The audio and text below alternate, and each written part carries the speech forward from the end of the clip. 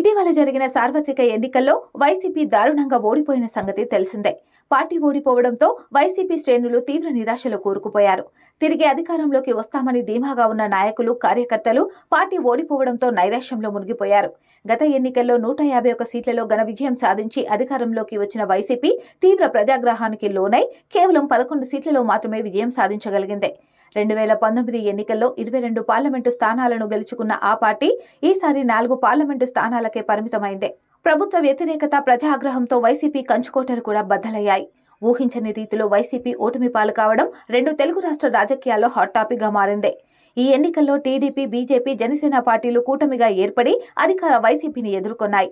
ఈ ఎన్నికల్లో ప్రజలు కూటమికే పట్టం కట్టారు.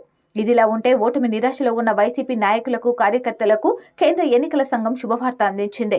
ఈ ఎన్నికల్లో కూటమి విజయం సాధించినప్పటికీ వైసీపీ తన ఆధిపత్యాన్ని మరోసారి నిరూపించుకుంది. ఇటీవల జరిగిన ఎన్నికల్లో అతిపెద్ద పార్టీగా వైసీపీ అవతరించింది. టీడీపీ నాయకత్వంలోని కూటమి అధికారంలోకి వచ్చినప్పటికీ వైసీపీ కంటే ఓట్లను సాధించడంలో ఈ 3 పార్టీలు కూడా వెనుకపడ్డాయి. తాజాగా కేంద్ర ఎన్నికల సంఘం విడుదల చేసిన జాబితా ప్రకారం దేశంలో 5వ అతిపెద్ద పార్టీగా వైసీపీ అవతరించింది. పార్లమెంటు ఎన్నికల్లో బీజేపీ 36.5% పైగా ఓట్లు సాధించి మొదటి స్థానంలో నిలిచింది. 21.9% పైగా ఓట్లు సాధించి రెండో అతిపెద్ద పార్టీగా కాంగ్రెస్ ఆవిర్భవించింది. 4.5% ఓట్లు తెచ్చుకున్న సమాజ్వాదీ పార్టీ 3వ స్థానంలో నిలవగా 4.3% ఓట్లు సాధించిన తృణమూల్ కాంగ్రెస్ 4వ స్థానంలో నిలిచింది.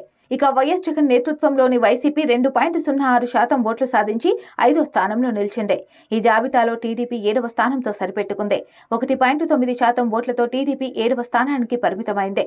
ఇక్కడ విశేషం ఏమిటంటే వైసీపీ కంటే ముందున్న 4 పార్టీలు కూడా ఏదో ఒక పార్టీతో పొత్తు పెట్టుకుని ఈ ఓట్ల శాతాన్ని సాధించాయి.